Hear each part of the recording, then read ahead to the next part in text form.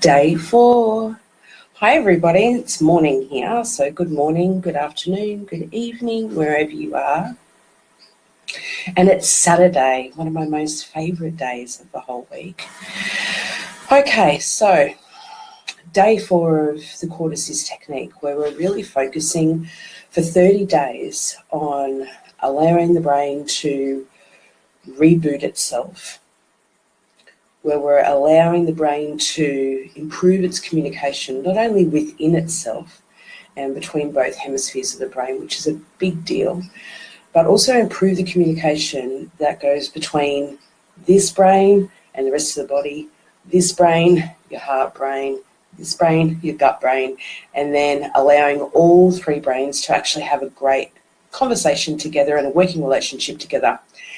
And that is another live and a course that I will probably do at some point in the future, because the relationship between the three brains, or four brains, or five brains, depending on how many we want to look at, is really a massive, great big deal.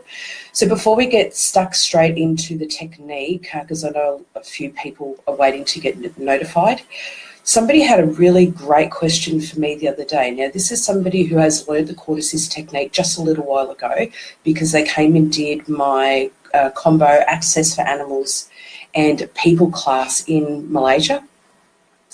And they asked about what can we do to support animals that are in the process of transitioning, so they're dying. And Cortices is that answer. I have seen it many, many times over, where you either have a person or an animal that can be really struggling with the transition process, whether they're fearful, whether there are people in the environment that are really holding on to them, whether there is a lot of pain involved, so the body sort of holds on. The Cortices technique is a fantastic one to be able to facilitate, and it helps the brain and it helps the entire body-mind complex to be able to move into that process a lot more easily and to be able to transition with a lot more ease. I've seen it especially in animals where they might be really struggling and hanging on, and the moment you start facilitating that Cortices technique, you can literally see that letting go process, and they can die very, very quickly, within minutes, which is wonderful. And in that case, what you would do, morning, how are you? In that case, what you would do is always use yourself as a surrogate. Never, ever, ever do Cortices onto another animal. I've spoken about this briefly before. I talk about it all the time in class. One of the reasons is because they are so super sensitive. There is no need to do the technique straight onto them. If you use yourself as a surrogate, it has the exact same impact. It has the exact same outcome as if you were going to do it on them.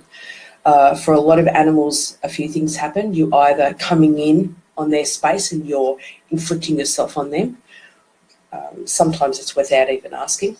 And that alone can hinder the healing process instead of helping the healing process. The other thing is that animals shift and release so quickly that if you use yourself to do the technique on yourself, quite often you'll see them giving you a lot of signals. And again, we go through this in class extensively.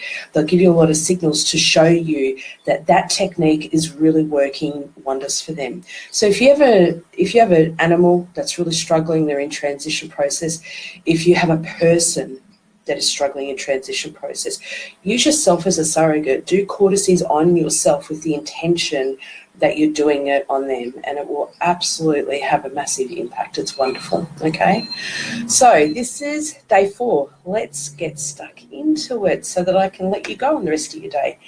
Hand goes at the base of the brain. This is the first hand position. It's on the occiput. Nice big deep breaths in and out.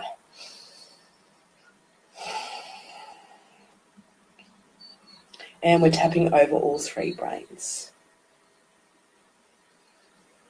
Just light hands, remember.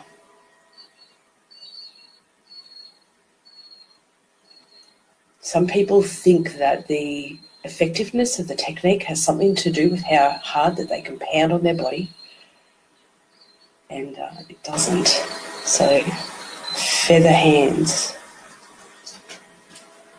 Okay. Moving your hand up to the next hand position is just one hand width up. I don't know if you can hear Bailey scratching on my chair, one of my cats. So she's shifting and releasing this cortices technique. That's one of the ways that animals will do it. Exaggerated breaths.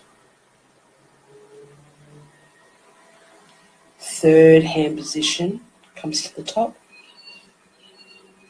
The attention is going on to the head brain. The intention is that we're improving communication between both hemispheres of the brain. I feel like tapping a little bit more at this position for myself. So I'm just going to do a couple more rotations. And I woke up a bit stuffy this morning, so maybe that has something to do with it. Move your hand up to the next hand position. So remember, it will either be 4 or 5 all the way around to the front. And more of what the intention is that it improves circulation of blood supply, nerve supply, lymphatic supply, meridians, chakras, a whole bunch of stuff between all the different regions of the brain. If we're doing that, then we're automatically improving communication between the head brain and the rest of the body. And that's where the gold stars come in. Because that's when you start to feel better and things start to work better. Okay, hand goes onto the side of the brain for the last hand position.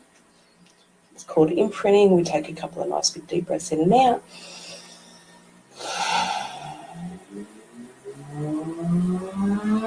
You can either take one hand away and tap it in, or remember, we take both hands away like we're sliding them out of gloves, like that, and you can use both hands to tap them in. So remember, if you have any questions, keep them coming. It's fantastic.